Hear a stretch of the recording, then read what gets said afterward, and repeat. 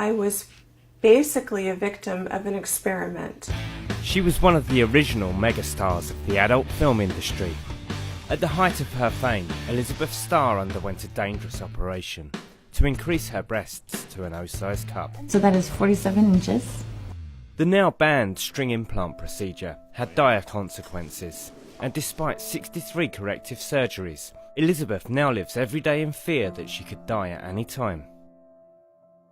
I'm a ticking time bomb because anything could happen to me. For 20 years, Elizabeth made a living as an adult entertainer, but then realised the studios favoured one look in particular. I wanted to further my career and call the shots by having larger breasts. In 1999, Elizabeth underwent a controversial procedure using synthetic string implants to stimulate fluids in her breasts, increasing them from an F to an O-sized cup, but not everything went to plan. I was lied to and I was told that it was approved by the FDA. Both my breasts were growing with fluid, getting bigger, larger. The string procedure is now banned, but for Elizabeth, the effects of the operation were devastating.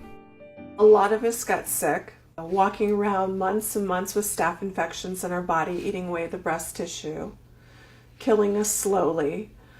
With one string implant deeply embedded in her left breast and a saline implant in her right, she lives everyday fearing the next infection could be fatal.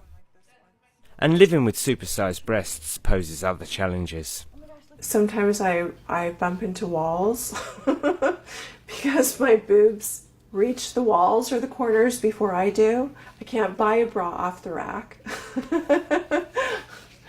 I have to have things custom made or altered. I'm laughing, but these are just things that really aren't funny. Elizabeth's enhanced appearance elicits strong opinions. God damn!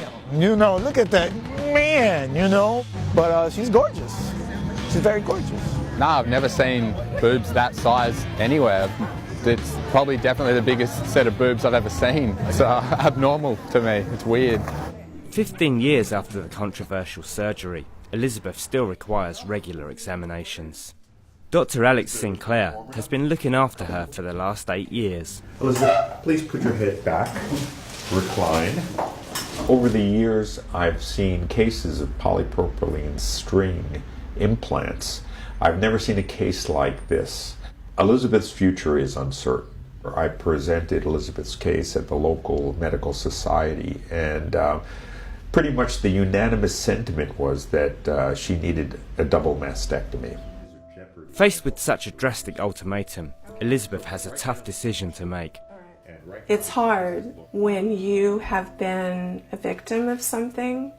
I had a career, I had to take care of my kids, and I was basically a victim of an experiment. I have one option other than to live like this, and that would be to face a mastectomy.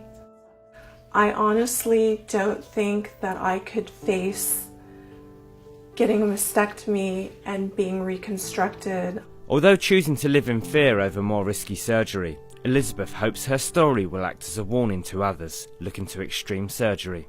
If you're going to try to attempt to become as busty as I am, you are at an extreme risk, and you have to know what you're dealing with because it will change your life forever.